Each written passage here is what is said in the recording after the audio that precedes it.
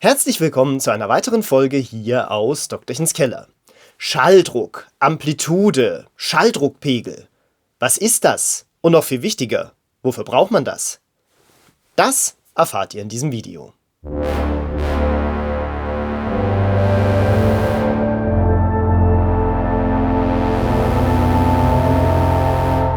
Diese ganzen Begriffe hängen mit dem Schallfeld zusammen. Was Schall ist, hatten wir uns tatsächlich schon mal angeschaut. Wer das nochmal auffrischen will, schaut einmal hier. Es ist eine periodische Luftdruckschwankung. Nun gibt es aber noch viele andere Dinge, die in diesem Schallfeld passieren, während sich Schall bewegt, die man irgendwie beschreiben muss. Und genau dafür gibt es die eben genannten Begriffe. Unter anderem, es gibt noch erheblich mehr, aber ich will es ja relativ einfach halten. Wir hatten uns in den letzten Videos schon immer mal wieder den Sinus angeschaut und haben uns dort meistens einen Periodendurchlauf angeschaut. Also einmal so. Das ist natürlich nur ein Modell, denn normalerweise setzt sich diese Welle über die Zeit immer weiter fort. Auf der X-Achse haben wir die Zeit eingetragen und zur Y-Achse kommen wir gleich. Was Frequenz ist, hatte ich auch in einem Video schon mal erwähnt. Im weiteren Sinne die Wiederholung eines Ereignisses in einem bestimmten Zeitraum. Im engeren Sinne ist es die Wiederholung einer Schwingung pro Sekunde. Und eine dieser Schwingungen, die man da quasi dann zählt, ist eben genau ein solcher Periodendurchlauf. Sprich, findet der innerhalb einer Sekunde einmal statt, habe ich 1 Hertz. Findet er 100 Mal statt, habe ich 100 Hertz. Wenn man jetzt kurz darüber nachdenkt, wird klar, je höher die Frequenz wird, desto kürzer wird diese Periodendauer. Warum? Nun ja, die Sekunde bleibt ja gleich lang. Wenn ich jetzt, sagen wir mal, 100 Hertz habe, heißt es, in diese Sekunde passen 100 dieser Durchläufe. Wenn ich 1000 Hertz habe, muss ich auf die Sekunde schon 1000 dieser Durchläufe unterbringen. Das heißt, die können oder müssen um den Faktor 10 kleiner sein. Wenn dort 100 reinpassen, sind sie eine Hundertstel lang. Wenn dort 1000 reinpassen, sind sie eine Tausendstel Sekunde lang. Die Periodendauer lässt sich letzten Endes damit einfach in Millisekunden im Regelfall ausdrücken. Es gibt noch eine weitere Variante, wie man das ausdrücken kann, nämlich mit der sogenannten Wellenlänge. Die wird dann tatsächlich in Metern beziehungsweise auch in Millimetern, Zentimetern oder ähnlichem gemessen, aber auf jeden Fall in einer Längeneinheit. Kennt man vielleicht auch vom Licht, wobei dann die Einheiten erheblich kleiner sind. Die Wellenlänge ergibt sich aus der Schallgeschwindigkeit. Die ist 344 Meter pro Sekunde bei 20 Grad Celsius. Das ist so das, was man annimmt. Und jetzt kann man das einfach durch die Frequenz teilen. Also bei 100 Hertz ist die Wellenlänge 3,4 Meter. Bei 10 Hertz ist sie 34 Meter, bei 1 Hertz wäre sie 343 Meter.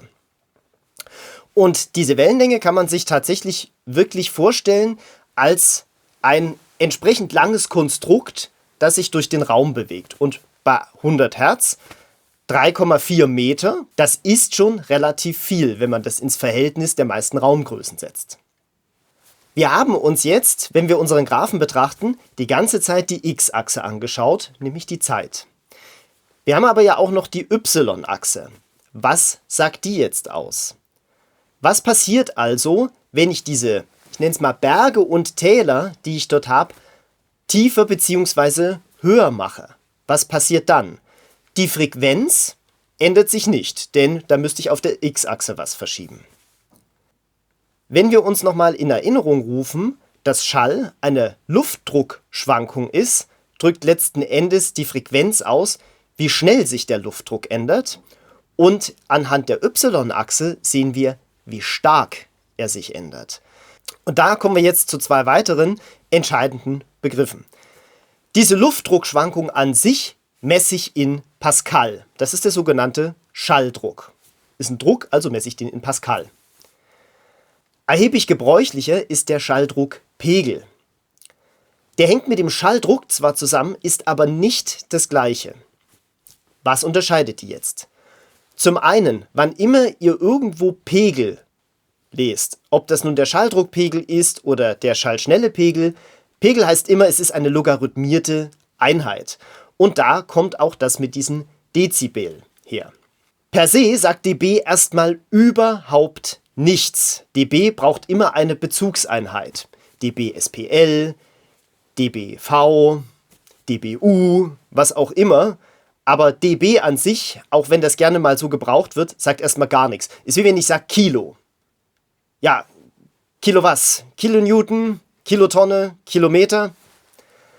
Also erstens, der Schalldruckpegel ist irgendetwas Logarithmiertes. Und der zweite Punkt, er setzt die Druckänderung, also den Schalldruck, ins Verhältnis zur menschlichen Hörschwelle. Wenn wir eine Luftdruckänderung von 1 Pascal haben, plus 1 Pascal, minus 1 Pascal, dann haben wir 94 dB SPL. Das kann man umrechnen. Wenn ich jetzt 2 Pascal Änderung habe, dann komme ich dort auf 100 dB SPL. Habe ich 4 Pascal Änderung, komme ich auf 106 dB SPL. Heißt, wenn ich den Schalldruck verdoppel, habe ich immer plus 6 dB.